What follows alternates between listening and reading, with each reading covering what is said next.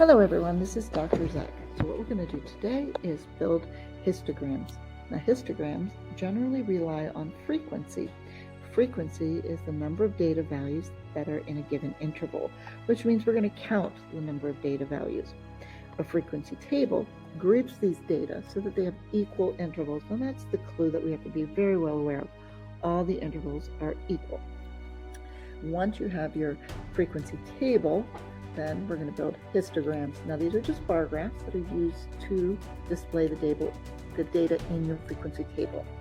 And the intervals have to have equal size, so the bars have to have equal width. There's no space in between a bar graph and any of those bars. So for example 1, here we go again. We have the final scores for each golfer in a tournament. We're going to use the data to make a frequency table and then look at the intervals. We want them to have equal intervals. So think about the range of the data. So remember, the range is your largest number minus the smallest number. So pick out the largest number, and I see 82 as my largest number perhaps, and then I see 68 as the smallest number. So if I do 82 minus 68, that is going to give us 14. So I have 1, 2, 3, 4, 5, 6 spaces. If I take 14 and divide it by 6, that means that each piece of data is going to have at most 3 points. So I think I'm just going to use 5 equal intervals. Now, if I'm going to use 5 equal intervals for our data, remember how I did that. I looked at how many different scores I might have and the number in each interval, and I chose up with a 5. So we're going to start at 68. Since I want 5 pieces of data in each one, we're going to go from 68, 69, and 70. So that's really 3 pieces of data so that I can make my 5 intervals. So we go from 68 to 70, 71 to 73, 74 to 77, and 78 to 80, and 81 to 83. So we now have our 5 intervals. We want to count the number of pieces of data in each one, but we didn't put them in order. That's a shame. So we really need to have these in order. So we'll have 68, 70, 70, 71, 71, 72, 72, 74, 74, 75, 75, 75, 76, 77, and 82. Once again, count your data, make certain you have all the different pieces so that we can put all of this together. Frequency. So as you can see, we're actually missing a 77. All right, now we're going to tally mark the number of pieces of data for each. So we've got 1, 2, 3 for 71 to 73. It looks like 1, 2, 3, 4.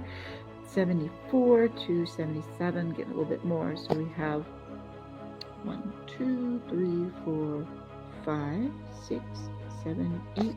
Then we did 0 for the 78 to 80 and 1 for 82. All right, now we're going to make our histogram itself. So to make the histogram, you always want to put a title on, and the title of our histogram is going to be golf scores. So type right in golf scores. Once you have the golf scores, then fill in your data. You might want to write sideways so they fit. So I'm going to do 68 to 70, 71 to 73, 74 to 77, 78 to 80, and 81 to 83. All right, histograms are just bar graphs. So we're going to first go up 3, making a bar, fill it in, make certain you have all the edges filled out to the right and left side. Now we're going to make another bar. This time it's going to go up 4 and fill that in. There we go. Use a different color if that gives you a different way to look at it. Pencil's kind of hard. Then we're going to go up to 8. Let's see, 1, 2, 3, 4. Build up to 8. Draw that in.